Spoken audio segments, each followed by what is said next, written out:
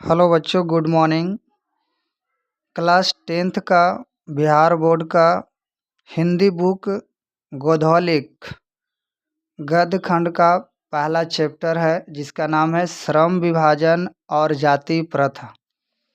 ये most important है, हर बार exam में ये पूछा जाता है, इसलिए सभी बच्चों से रिक्वेस्ट है कि इसे एक बार अवश्य देख लें। तो आइए चलते हैं, शुरू करते हैं। श्रम विभाजन और जाति प्रथा, जिसका लेखक है बाबा साहेब भीमराव अंबेडकर। इनका जन्म 14 अप्रैल 1891 ईस्वी को महू मध्य प्रदेश में हुआ था। जो दलित परिवार से बिलोंग करते थे।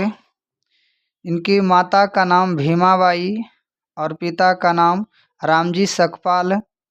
इनका विवाह 1906 ईस्वी में रमाबाई के साथ हुआ था, यानी इनकी पत्नी का नाम रमाबाई है।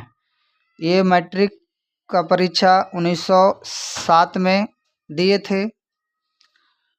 प्राथमिक शिक्षा के बाद उच्च शिक्षा के लिए बड़ौदा नरेश, याद रखिएगा, क्वेश्चन पूछा जाता है कि प्राथमिक शिक्षा के बाद उच्च शिक्षा के लिए किनके प्रोत्साहन से ये न्यूयॉर्क और लंदन गए थे। तो नाम याद रखिएगा, बड़ौदा नरेश। बड़ौदा नरेश के प्रोत्साहन से ये न्यूयॉर्क अमेरिका तथा लंदन इंग्लैंड चले गए थे उच्च शिक्षा के लिए।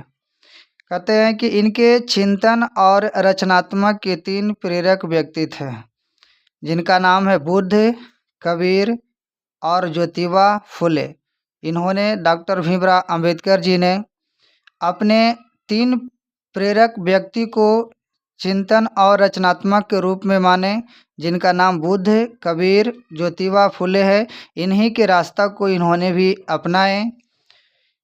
आगे देखिए, इन्हें भारतीय संविधान का निर्माता भी कहा जाता है, यानी भारतीय संविधान का जनक डॉक्टर भीमराव अंबेडकर को ही माना जाता है।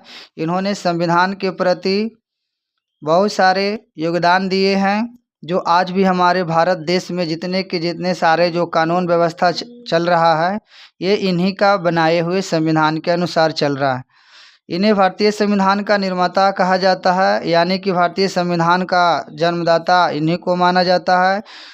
इनका निधन 6 दिसंबर 1956 ईस्वी में दिल्ली में हुआ था।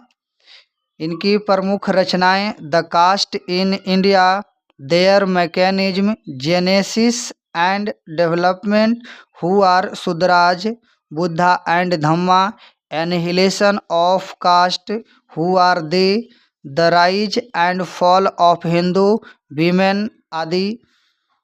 ये सब इम्पोर्टेंट है, एग्जाम में पूछे जाते हैं।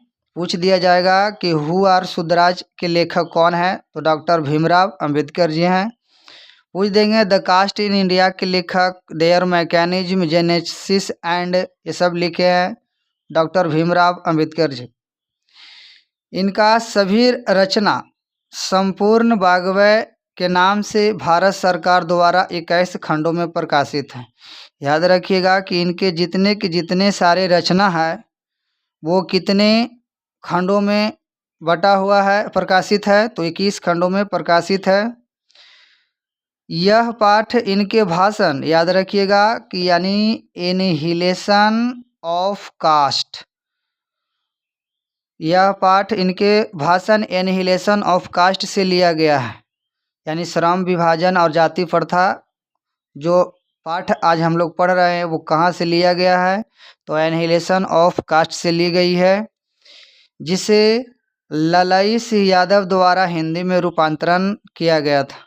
यानी एनिहिलेशन ऑफ कास्ट, ये इंग्लिश में लिखा हुआ भाषण था, और इनका हिंदी में रूपांतरण किसने किया, तो ललई सिंह यादव, नाम याद रखिएगा, ललई सिंह यादव के द्वारा हिंदी में रूपांतरण किया गया था।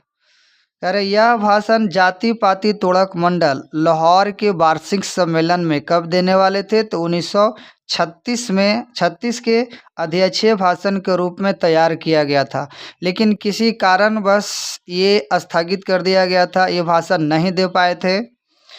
लेकिन आज उन्हीं का अंश है श्रम विभाजन और जाति प्रथा। तो याद रखिएगा कि लाहौर के कौन से अधिवेशन में ये भाषण तैयार किया गया था। तो लाहौर के वार्षिक सम्मेलन 1936 के अध्यक्षीय भाषण के रूप में तैयार किया गया था। मानव मुक्ति के पुरोधा किनको कहा गया है? ये मोस्ट इम्पोर्टेंट सब है ऑब्जेक्टिव क्वेश्चन। मानव मुक्ति का पुरोधन डॉक्टर भीमराव अंबेडकर को कहा जाता है। भारत में, ये चैप्टर का नाम है श्रम विभाजन और जाति प्रथा। याद रख, भारत में बेरोजगारी का प्रमुख कारण जाति प्रथा है जी। याद रखिएगा, भारत में बेरोजगारी का प्रमुख कारण जाति प्रथा है।